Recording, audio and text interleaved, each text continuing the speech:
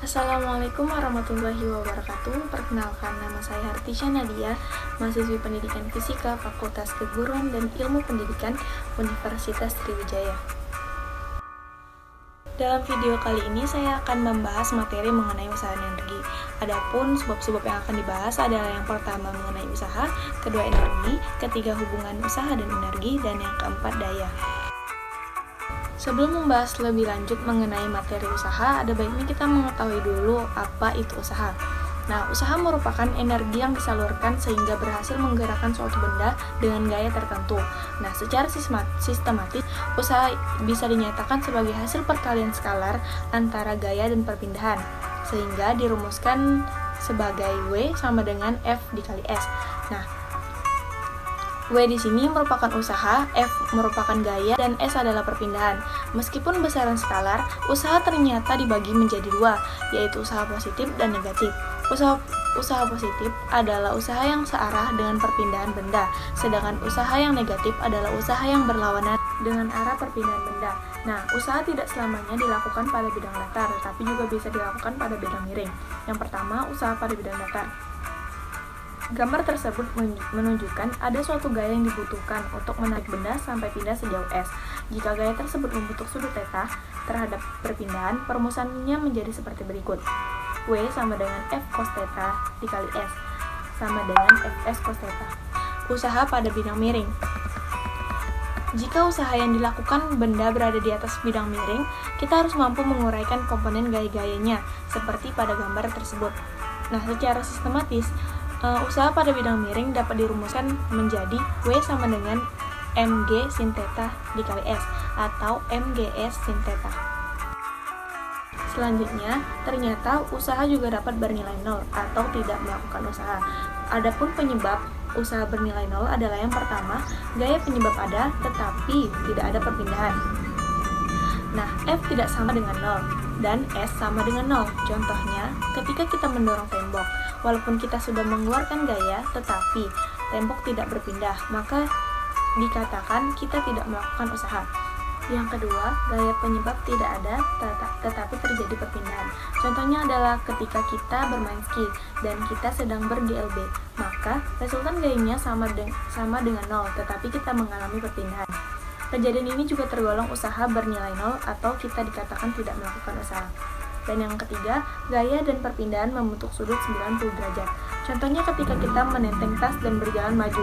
Sudut yang dibentuk oleh gaya penyebab dengan perpindahan yang dihasilkan adalah 90 derajat. Jika kita masukkan ke dalam persamaan gaya yang membentuk sudut, maka akan kita peroleh hasil usaha sama dengan 0 atau kita tidak melakukan usaha. Untuk lebih jelasnya, mari kita simak video berikut ini.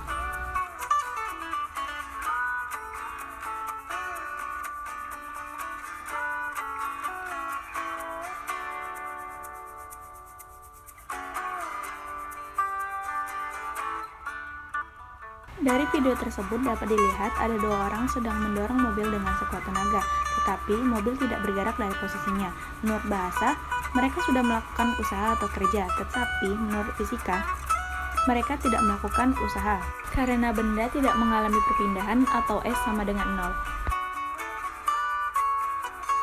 Selanjutnya materi mengenai energi. Apa itu energi? Energi sering juga disebut dengan tenaga. Energi juga dihubungkan dengan kerja. Jadi, energi dapat didefinisikan sebagai kemampuan untuk melakukan kerja. Dalam fisika, energi dihubungkan dengan gerak, yaitu kemampuan untuk melakukan kerja mekanik. Energi di alam adalah besaran yang kekal, dengan sifat-sifat sebagai berikut. Yang pertama, transformasi energi. Energi dapat berubah menjadi energi bentuk lain, tidak dapat hilang. Misalnya, energi pembakaran berubah menjadi energi penggerak mesin. Yang kedua, transfer energi. Energi dapat dipindahkan dari suatu benda ke benda lain. Misal, kita memasak air. Energi dari api pindah ke air menjadi energi panas. Energi panas atau kalor dipindah lagi ke uap menjadi energi uap. Yang ketiga, kerja. Energi dapat dipindah ke sistem lain melalui gaya yang menyebabkan pergeseran, yaitu kerja mekanik. Yang keempat, energi tidak dapat diuntuk dari nol dan tidak dapat dimusnahkan. Dari penjelasan tersebut dapat kita simpulkan, energi adalah kemampuan untuk melakukan usaha. Kita harus tahu bahwa energi ini sifatnya kekal. Artinya, energi tidak dapat musnah, tetapi hanya bisa berubah bentuk dari energi satu ke energi lainnya.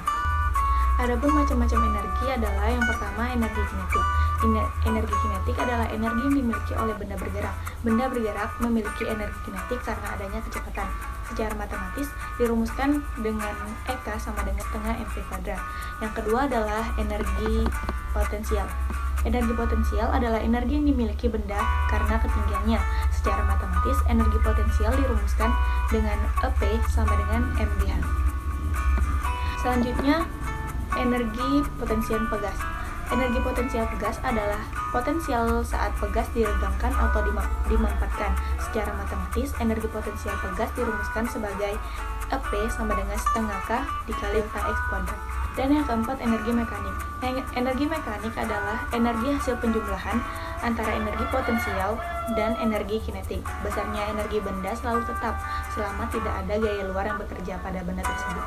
Secara matematis, energi mekanik dirumuskan sebagai EM sama dengan EP ditambah EK. Selanjutnya, mari kita simak video berikut ini. Hukum kekekalan energi. Energi tidak dapat tercipta. Energi tidak dapat musnah. Energi hanya dapat berubah dari satu bentuk ke bentuk lain.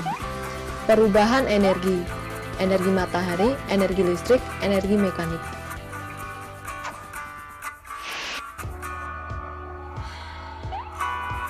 Energi potensial, energi karena posisi. Energi kinetik, dikarenakan gerak. Satuan energi adalah joule.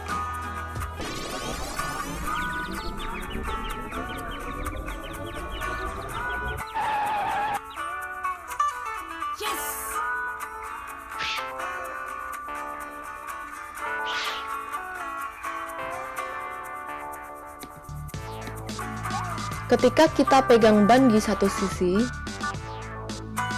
ban memiliki sejumlah energi potensial. Ketika dilepaskan, energi potensial mulai berubah menjadi energi kinetik. Ketika ban bergerak bolak-balik, energi kinetik berubah menjadi energi potensial dan sebaliknya.